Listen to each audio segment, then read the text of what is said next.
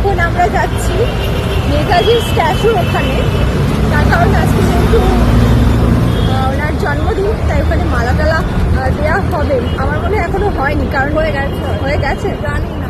আগে যখন সকালে, অনেক আগে সকালে হতো, কিন্তু এখন তো মানে যারা মালা দিতে আসে তাদের ঘুম থেকে বড্ড দেরি হয়, সেই কারণে ওনারা এখন দেরিতেই মালা দিতে আসে। নিজেদের জন্মদিন রাত 12টাতেই মানায়, কিন্তু নেতাজির জন্মদিন দুপুর পেরিয়ে, ঠিক আছে। এমনকি স্বামী বিবেকানন্দের জন্মদিনে গিয়েও দেখি যে ওই একই অবস্থা, 2টোর সময় 3টের সময় মালা পরাতে এসছে। এখন যদি মালা পরানো হয়ে যায় নেতা মন্ত্রীদের, তাহলেই আমরা মানে পাবলিকরা এন্ট্রি পাবে, তা না হলে ওই দিন থেকে চলে আসতে হবে। তো চলো তাই,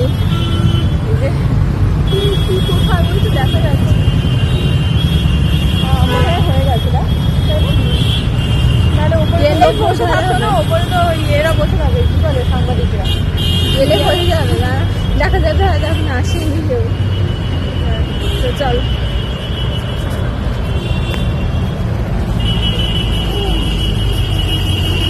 না এবারে মুখটা অতীতে করেছি মঞ্চটাতে, তাই না মনে হতো। তো আমরা এখন এসেই গেছি, এই যে দেখা যাচ্ছে এই রোড এখন আমাদের ক্রস করতে হবে। তো এখন দেখতে পাচ্ছি যে মালা দেওয়া হয়ে গেছে।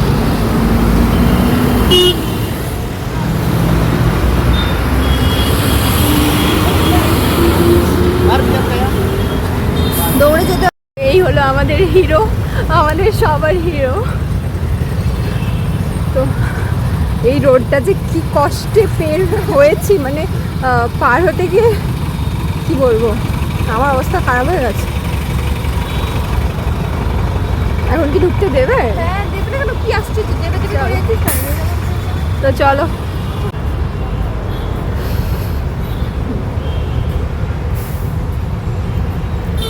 টাকা এত চেয়ার টেবিল এগুলোতে ওনাদের বাড়িতে থাকে না এত। এখানে চলে এসেছি, আর এখানে সমস্ত ফুল যেগুলো রয়েছে সব অরিজিনাল, মানে স্টেজে কিন্তু খুব একটা অরিজিনাল ফুল দেয় না, বাবাও যে স্টেজ সাজায় ফ্লাওয়ার যাতে তো নকল ফুলেই সাজায়। তো যাই হোক, কারণ ওটা স্টে করে না, তো এটা তো একদিনের প্রোগ্রাম থাকে। 4-5 দিন একটা নিতে ইচ্ছে করছে, প্রোগ্রাম তো হয়ে গেছে। এই এত পড়ে আছে দেখ, এই দুটো আমার জন্য একটা তিনটে নে, এই এখানে একটা পড়ে আছে, এটা এই যে আমরা পেয়েছি 3টে ফুল। এই ওখানে একটা পড়ে রয়েছে চন্দ্রমল্লিকা, জানা নিয়ে মারে যদি মারে। তো এই ফুলগুলো আমরা কিন্তু মাটি থেকে কুড়িয়েছি, আমরা কিন্তু কেউ ছেঁড়াছেড়ি করিনি। এবার যদি পুলিশ ধরে আমাদেরকে কেলায়, হ্যাঁ হারিয়ে গেছি। তো আমাদের এখন মানে ওর এখন যাওয়ার কথা ছিল বাড়ি, আর আমার যাওয়ার কথা ছিল গঙ্গার ঘাট। হাঁটতে ভালো লাগে।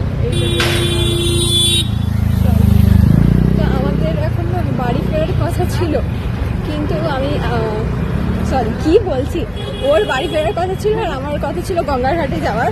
কিন্তু ও বললো ওর কাছে সময় আছে, যদি আমি গিয়ে চলে আসি তাহলে হবে। আমার প্রথমে ইচ্ছে ছিল যে গঙ্গার ঘাটে গিয়ে না অনেকক্ষণ বসে থাকবো, তার কারণ আমি বাড়িতে অনেক বকা খেয়েছি আর আমার ভালো লাগছে না, তাই জন্য যাচ্ছি মেনলি।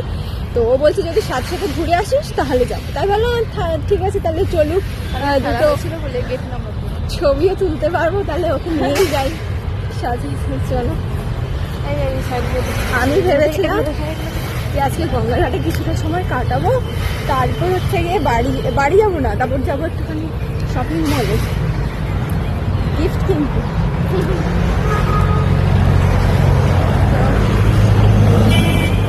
এই হলো আজকের প্ল্যান। আমি আর চলতে পারছি না, রাস্তায় না চলাফেরা করা যায় না, গাড়িগুলো এমনভাবে হঠাৎ চলে আসে, আর এখানটা একসাথে 4-5 ফুটপাতে চলে যায়। তবে আরেকটা জিনিস যেটা আমার সব থেকে খারাপ লাগে সেটা হচ্ছে এখানে বলছি খারাপ লাগে যে কলকাতার ফুটপাতে বাইকওয়ালাদের রোডে চালিয়ে হয় না, ওদের ফুটপাতে এসে বাইক চালাতে হয়। এটা ভীষণ খারাপ জিনিস। এমনিতেই আমার মতো মানুষকে যারা চলতে পারে না রাস্তাঘাটে, তাদের জন্য তো ফুটপাতটা রয়েছে, তাতে গিয়ে যদি বাইকওয়ালারা এসে বাইক চালায় কি হবে কষ্ট না।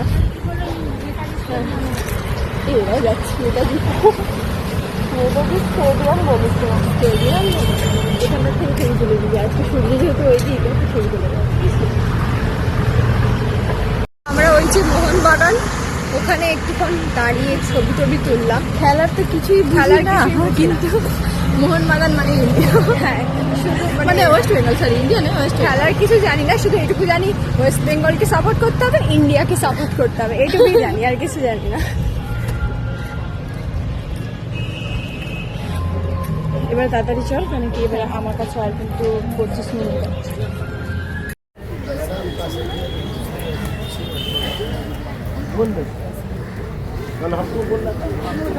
দিদি এটা কি ফুলের দোকান? এই চল আমরাও ফুলের দোকান দেব। তো এই হলো গঙ্গার ঘাটে, এটা হলো গঙ্গা দেবীর মন্দির। আর এই যে গঙ্গার ধারে ফুলের দোকান বসেছে, এটা প্রথম। আগে কোথায় কত বের করে ফেলে দিতে হবে, নিচে নামে দাঁড়া। হ্যাঁ জানি, ওই সাইডে কাছে জল, ওখান দিয়ে যেতে হবে। আরে কাছে, ওখানটা দাঁড়িয়ে ফেললেই হবে। তো বিষয় এই হলো গঙ্গার অসাধারণ ভিউ। তবে এটা দেখার জন্য সকালে আসা উচিত, এখন আসলেই কেমন। তো এখন আজকে সকালে যাওয়া উচিত অ্যানিভার্সারি। আমার ইচ্ছে ছিল, কিন্তু সকাল থেকেই মা যে বকা দিচ্ছে আমাকে বলতো। তো এখন আমরা যাচ্ছি, আবার বাড়ি ফিরে যাচ্ছি।